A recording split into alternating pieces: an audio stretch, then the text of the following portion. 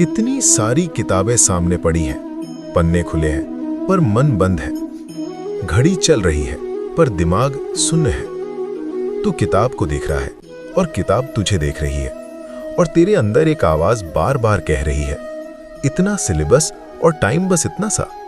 तभी एक शांत स्थिर स्वर सुनाई देता है, मेरे बच्चे, तू जिस बोझ को आज अपने सिर पर रखे बैठा है वो बोझ नहीं है, वो जिम्मेदारी है। पर तू उसे डर बना चुका है। तू सोच रहा है कि तू पीछे रह गया है, कि सब आगे निकल चुके हैं, कि अब शुरू करने का कोई मतलब नहीं। पर सुन, युद्ध में हार वही नहीं मानता जिसके पास कम सेना होती है। हार वही मानता है जो तलवार उठाने से पहले बैठ जाता है।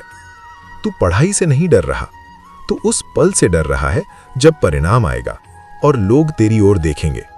मां की चुप्पी, पिता की उम्मीद और तेरा खुद से नजरें चुराना, यही डर तुझे थका रहा है। पर क्या तू जानता है, डर उस दिल में आता है जो अब भी कुछ करना चाहता है। जो हार मान चुका होता है उसे डर भी नहीं लगता। तू कहता है कल से पढ़ूंगा, पर कल हर रोज तुझसे दूर चला जाता है, और एक दिन ये कल तुझे छोड़कर चला जाएगा।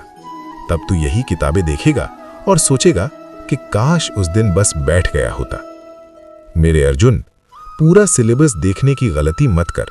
समंदर को देखकर कोई भी तैरना भूल सकता है। बस एक लहर पकड़, बस एक अध्याय, बस एक घंटा, और उस एक घंटे में अपने आप को साबित कर दे। तुझे हर दिन जीतना नहीं है, तुझे बस हार से इनकार करना है। तू सोचता है कि समय कम है, पर आज तू थका है, मैं जानता हूं। आज तेरा मन नहीं है, मैं ये भी जानता हूं। पर सुन, जीवन में कुछ युद्ध ऐसे होते हैं जो मन के बिना लड़े जाते हैं। उनमें सिर्फ एक चीज चाहिए, हिम्मत। तू टॉपर बने या ना बने, ये तेरा धर्म नहीं है, पर प्रयास किए बिना बैठ जाना, ये अधर्म है। तेरा काम बस इतना है, आज का काम आज कर, कल की चिंता कल के लिए छोड़ दे।